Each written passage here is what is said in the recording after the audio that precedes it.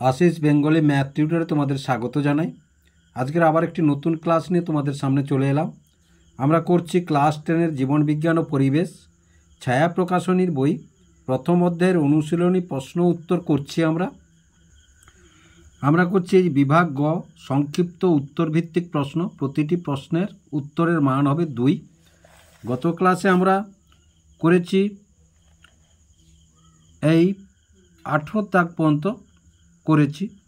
আজকের 19 থেকে কয়েকটা করব। ভিডিওগুলো যদি ভালো লেগে থাকে লাইক এবং শেয়ার করবে ও চ্যানেলটিকে অবশ্যই সাবস্ক্রাইব করবে নতুন নতুন ভিডিও পাওয়ার জন্য। আর ভিডিওটি দেখার সময় অবশ্যই ক্লাসের এই জীবন বিজ্ঞান বইটি হাতের কাছে রাখবে, এই বইটি, তাতে ভিডিওটি দেখার সুবিধা হবে। এবং পুরনো ভিডিওগুলো দেখতে চাইলে ভিডিওর ডেসক্রিপশন বক্সে লিঙ্ক দিয়ে দেবো, সেখান থেকে তোমরা দেখে নিতে পারো। তাহলে দেখো 19 দাগে কি আছে, রড ও কোণ কোষের প্রভেদ করো, মানে পার্থক্য লিখো। রড ও কোণ কোষের পার্থক্য লিখো। তাহলে দেখো রড ও কোণ কোষের প্রভেদ করো। তাহলে একে যদি দেখি অবস্থান, একে হচ্ছে অবস্থান,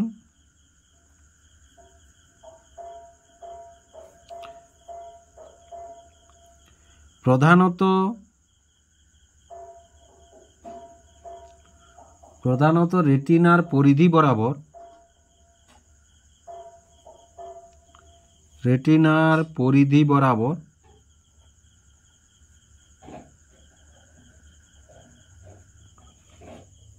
অবস্থান করে।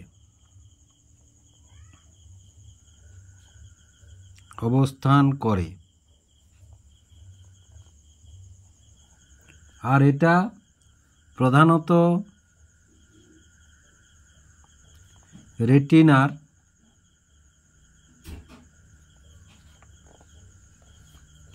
কেন্দ্রীয় অংশে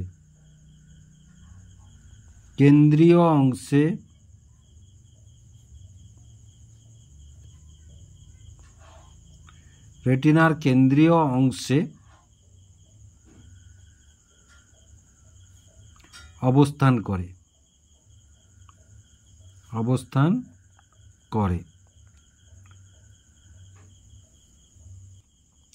এবার 2 দেখো দর্শনে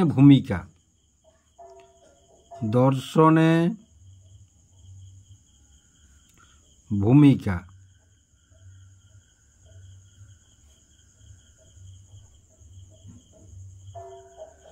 এটা হচ্ছে ক্ষীণ আলোয় দেখতে সাহায্য করে। রড কোষের ক্ষেত্রে ক্ষীণ আলোয়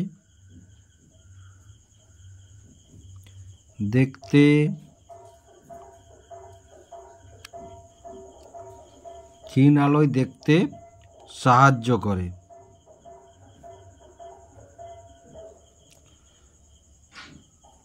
এটাই 2 হচ্ছে উজ্জ্বল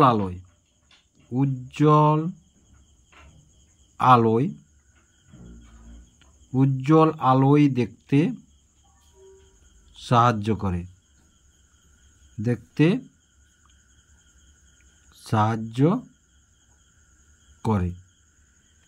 3 দুটো দিলে চলে, কিন্তু 2 নাম্বার যেহেতু 3টে দেবে তোমরা, তাহলে 3 যদি দেখি আমরা রঞ্জক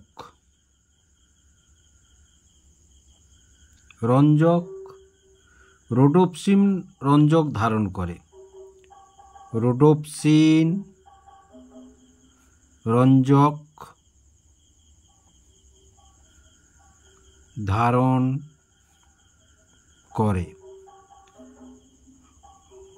তিনে। আর এটাই যদি দেখছি আয়োডোপসিন সায়ানোপসিন রঞ্জক ধারণ করে। আয়োডোপসিন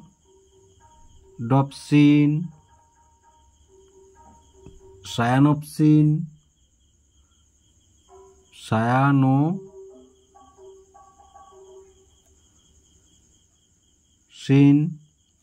রঞ্জক ধারণ করে।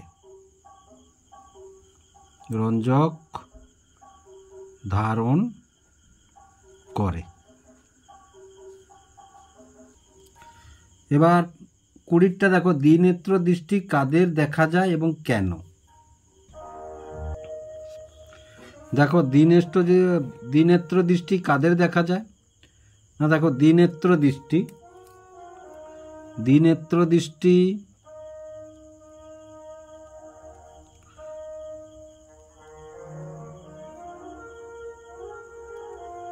যাদের মুখের সামনে দুটি চোখ থাকে, দুটি চোখ থাকে এবং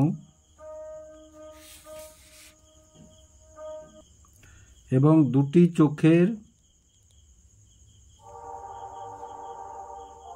চোখের প্রতিবিম্ব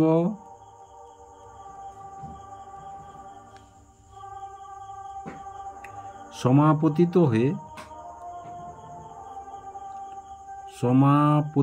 হয়ে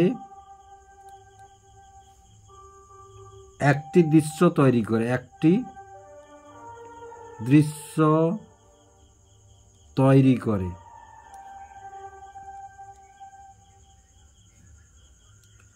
যেমন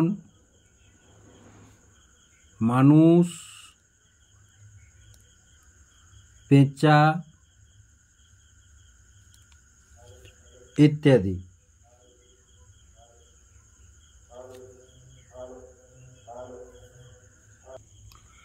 দেখো এক্ষেত্রে এই যে কেন না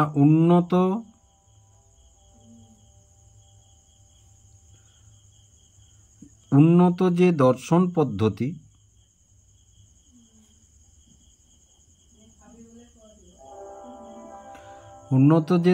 পদ্ধতিতে দুটি পৃথক চোখ দ্বারা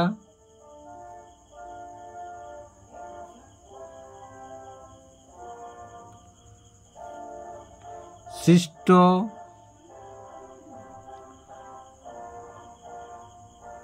প্রতিবিম্ব সমাপতিত হয়ে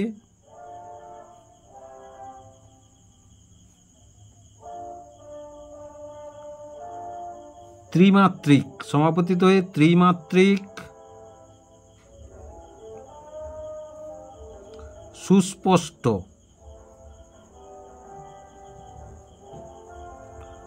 সুস্পষ্ট একক প্রতিবিম্ব গঠিত হয়, একক প্রতিবিম্ব গঠিত হয়। এবার 21 দাগে দেখো মায়োপিয়া ও হাইপারোপিয়ার কারণ ব্যাখ্যা করো। মায়োপিয়া ও হাইপারোপিয়ার কারণ ব্যাখ্যা করো। দেখো তাহলে 21 দাগের প্রশ্নটি আমরা তুলে নিয়েছি, মায়োপিয়া ও হাইপারোপিয়ার কারণ ব্যাখ্যা করো। তাহলে প্রথমে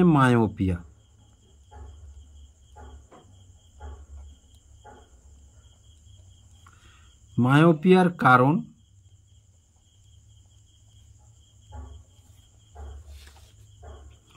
অক্ষিগোলকের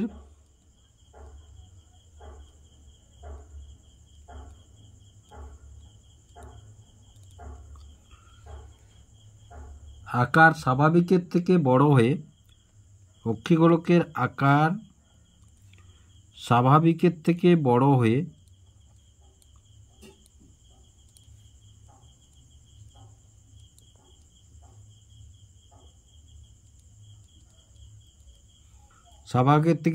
হয়ে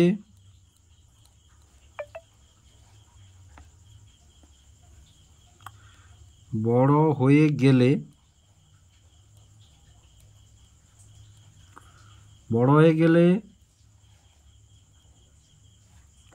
বস্তুর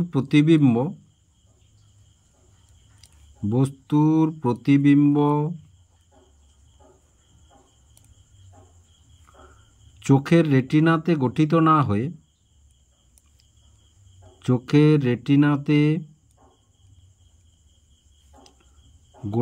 না হয়ে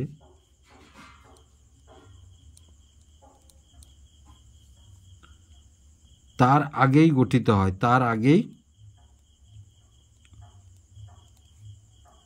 গঠিত হয়।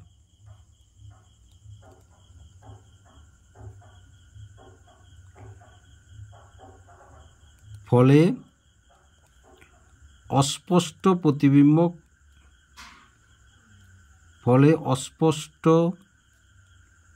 প্রতিবিম্ব রেটিনাতে তৈরি হয়।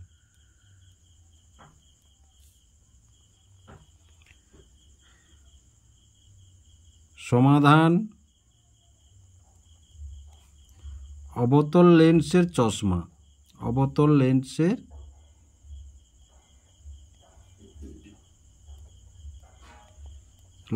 চশমা।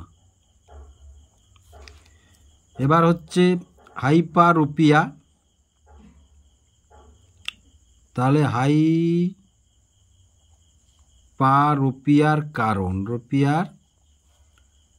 কারণ ওর উল্টাটা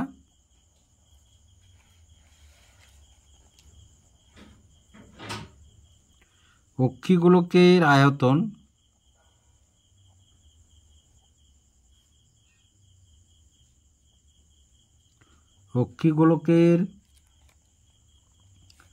আকার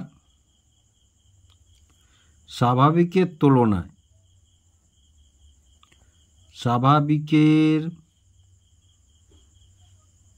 তুলনায়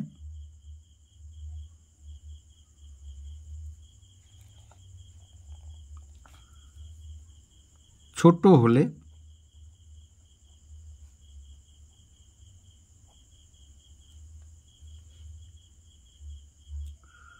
প্রতিবিম্ব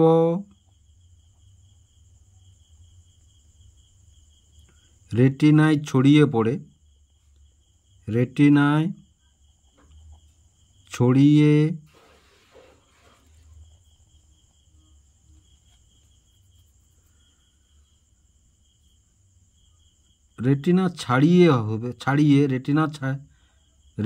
ছাড়িয়ে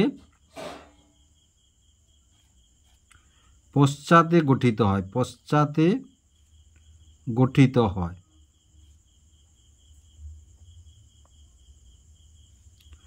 যার ফলে প্রতিবিম্ব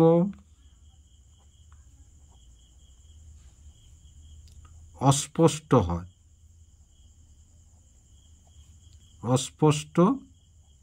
হয়। সমাধান কি?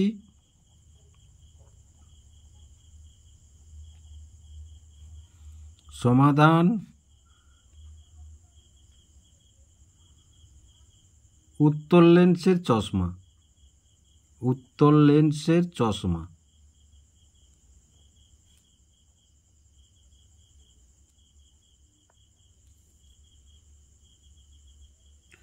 এবার 22-এর প্রশ্নটি দেখো, নিম্নলিখিত বিষয়ে হরমোন ও স্নায়ুতন্ত্রের কাজের পার্থক্য নিরূপণ করো।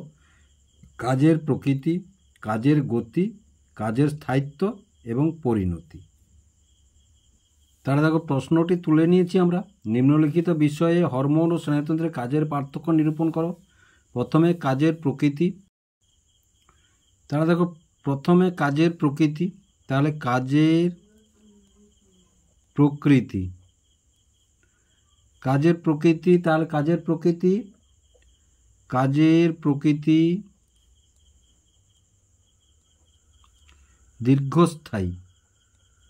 দীর্ঘস্থায়ী। তারপরে কাজের প্রকৃতি ক্ষণস্থায়ী।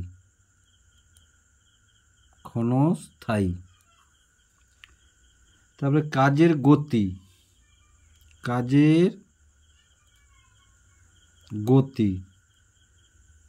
ধীর গতিতে কাজ করে,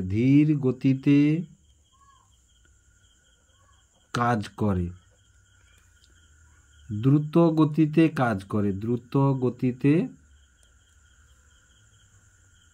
কাজ করে। তারপরে কাজের স্থায়িত্ব।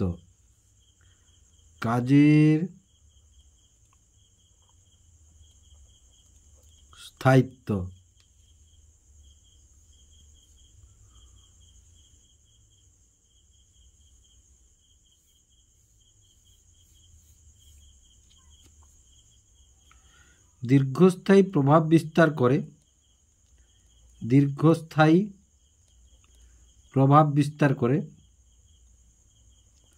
প্রভাব বিস্তার করে, ক্ষণস্থায়ী প্রভাব বিস্তার করে, ক্ষণস্থায়ী প্রভাব বিস্তার করে।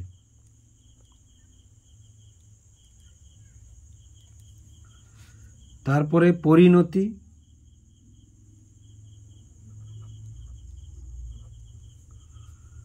হরমোন কাজের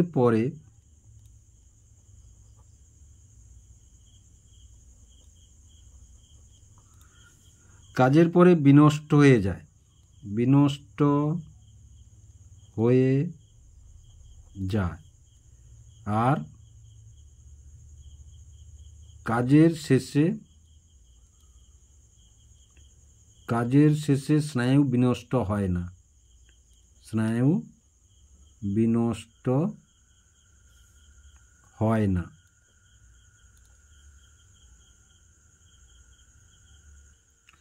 এবার 23-এর দাগে দেখো, কাছের জিনিস না দেখতে পাওয়ার দুটি কারণ লেখো। কাছের জিনিস না দেখতে পাওয়ার দুটি কারণ লেখো। দেখো, কাছের জিনিস না দেখতে পাওয়ার দুটি কারণ, তাহলে কাছের জিনিস না দেখতে পাওয়ার দুটি কারণ হলো, কাছের জিনিস না দেখতে পাওয়ার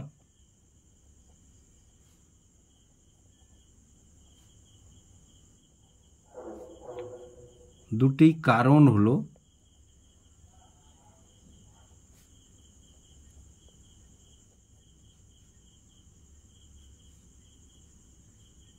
এক, সিলিয়ারি পেশি সংকুচিত হয়ে যায়, সিলিয়ারি পেশি সংকুচিত হয়ে যায়,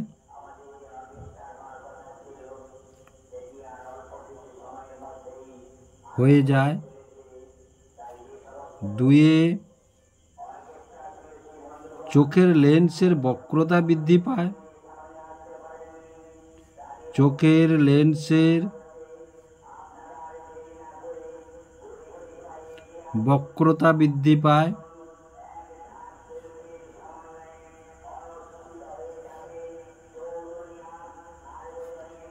3 নম্বর কারণও একটি লিখে দিই আমরা, লেন্সের ফোকাস দৈর্ঘ্য হ্রাস পায়, লেন্সের ফোকাস দৈর্ঘ্য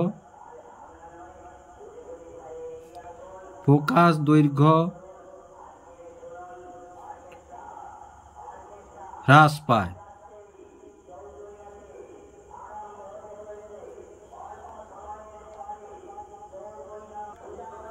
এবার 24-এরটা দেখো, পাখির ও মাছের গমনে ঘাত সৃষ্টিকারী পেশির নাম লেখো।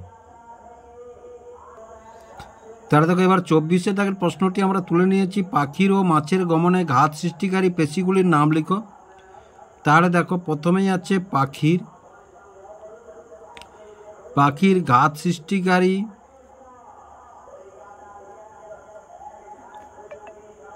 সৃষ্টিকারী পেশিগুলি হলো,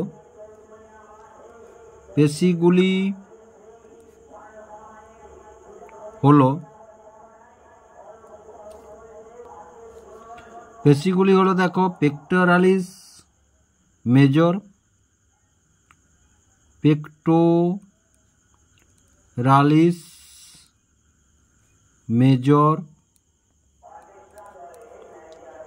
দুয়ে পেক্টোরালিস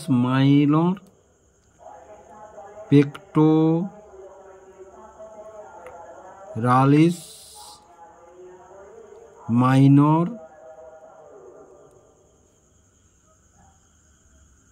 তিনে কোরাকোব্রাকিয়ালিস,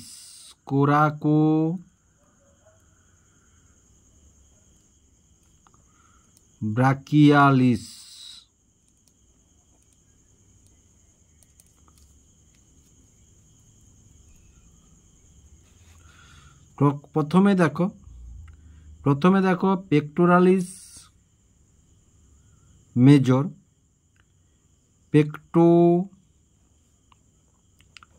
রালিস মেজর ও কোরাকো ব্রাকিয়ালিস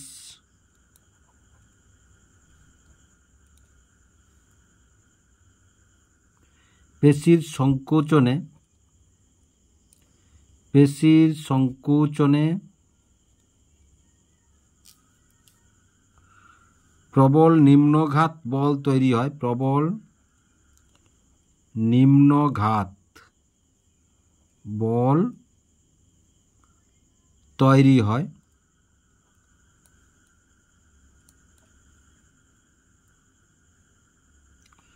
ফলে পাখি সামনের দিকে অগ্রসর হয়। পাখি সামনের দিকে অগ্রসর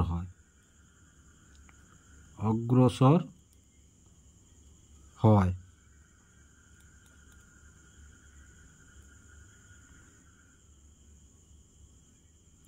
এরপর পেক্টোরালিস মাইনর।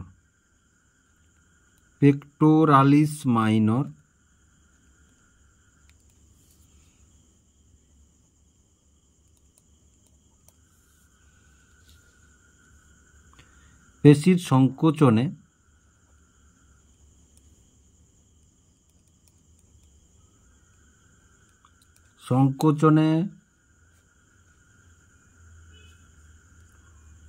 উপরের দিকে উঠে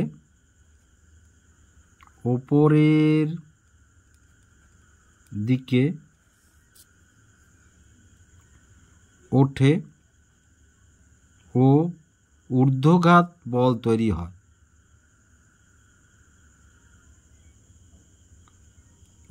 ঘাত বল তৈরি হয়।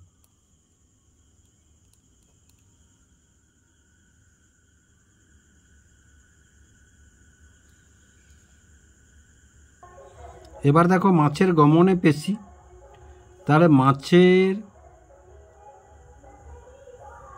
কানকো থেকে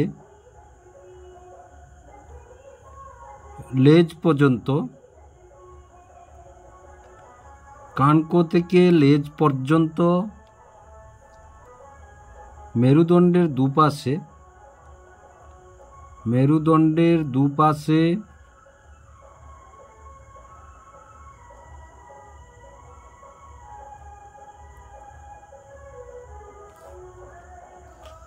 মেরুদণ্ডের দুই পাশে ভি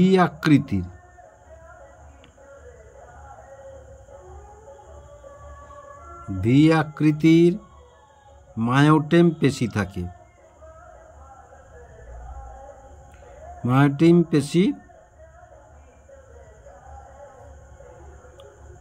থাকে। এই মায়োটেম পেশির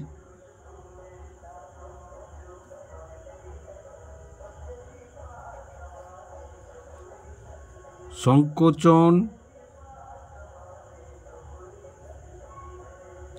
ও প্রসারণের ফলে